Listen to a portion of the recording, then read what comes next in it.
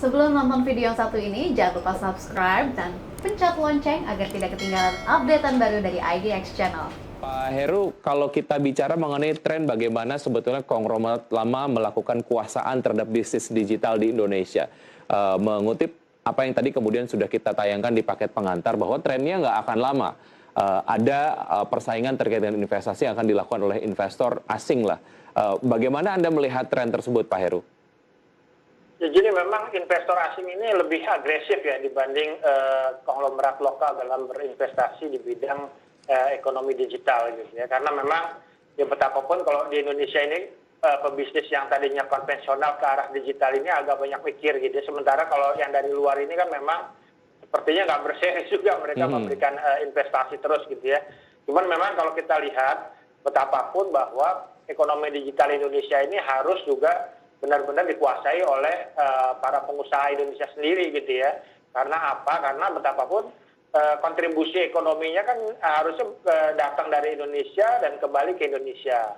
Nah sekarang ini memang masih karena penguasaan asing, kemudian juga banyak juga misalnya e-commerce itu produk-produk asing sehingga ekonomi digital yang ada di Indonesia ini nggak memberikan kontribusi yang benar-benar signifikan terhadap perkembangan ekonomi di Indonesia. Ini yang kemudian juga harus menjadi perhatian bahwa ya memang ini harus didorong nih para pengusaha lokal untuk ya mungkin memproduksi produk-produk Indonesia, berinvestasi di perusahaan rintisan, di perusahaan digital di Indonesia agar manfaatnya kembali lagi ke para pengusaha dan masyarakat Indonesia gitu ya. Baik, apa yang bisa dilakukan agar konglomerasi lama ini cukup langgeng lah masuk di pasar digital di Indonesia dan melakukan kuasaan yang cukup luas di market Indonesia.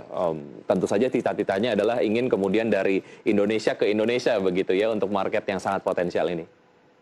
Jadi sebenarnya kan kekhawatiran dari para pengusaha yang lama ini adalah masa depannya seperti apa sih gitu ya.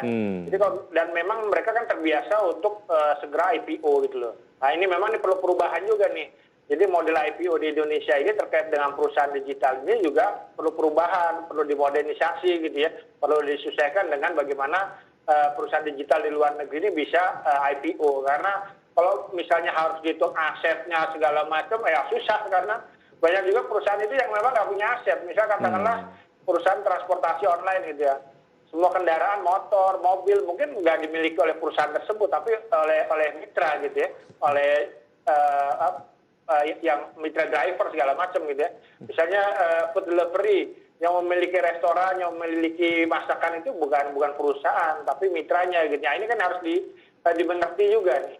Sehingga memang kalau ini dimengerti, perusahaan-perusahaan tersebut bisa juga melantai di bursa. Ya tentu juga para pengusaha yang lama ini yakin ini kok punya kesempatan juga untuk bisa maju, untuk bisa berkembang, termasuk juga misalnya menarik dana dari masyarakat dalam pengembangan bisnis ini ya. Ya, ada persyaratan-persyaratan yang lebih customized untuk perusahaan digital pada saat mereka melakukan IPO begitu ya Pak Heru ya. Baik,